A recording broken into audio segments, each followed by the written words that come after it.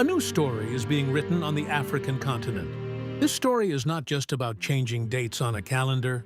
It is about shaking the foundations of politics, society, and power. At the very heart of this transformation stand Niger and Chad. For decades, these nations were seen as dependent on poverty, exploitation, and the mercy of external powers.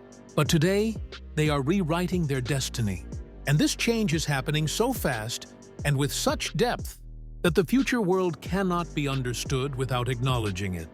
Within just 48 hours, Niger and Chad made decisions that shattered old trade routes, outdated treaties, and the arrogance of colonial powers.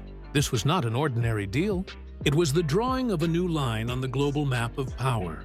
Once considered trapped under the shadow of France, their oil, gold, and uranium were extracted and shipped abroad, while their people were left with poverty, hunger, and insecurity.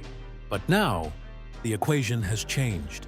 Today, these nations declare with confidence, "This land is ours, these resources are ours, and they will be used on our terms." This is not just a political revolution, it is also a psychological one, because breaking free from a centuries-old mindset of dependency and servitude is the most difficult task of all. And today, the people of Niger and Chad are breaking those very chains. This 48-hour agreement sent a message far beyond economics or trade. It was a political declaration, a bold statement that Africa will now play on its own terms, not on those imposed by outsiders. The impact will not remain confined to Niger and Chad. It will extend to Algeria, Mali, Burkina Faso, and across the Sahel. And this is precisely what unsettles the great powers. Because if these African nations unite, foreign dominance will no longer be sustainable. If uranium leaves our soil, why do our homes remain dark?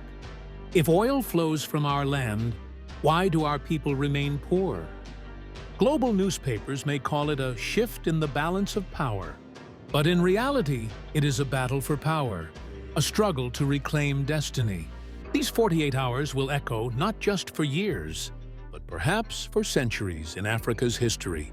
This is not only a story of unity and resistance.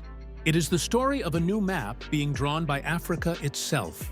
And once this map is complete, the world will have to recognize that Africa is no longer a land of poverty or servitude. Instead, it is a land rising as a new center of global strength, built on its wealth, its power, and its people. From West Africa's burning plains, once dominated by colonial powers, a new movement is rising, no longer under France's shadow, no longer bound by the pressures of foreign lenders, but standing tall on the strength of its soil, its water, and its people. They are fighting to reshape their destiny. This is the story of freedom, independence, and a silent yet unstoppable revolution.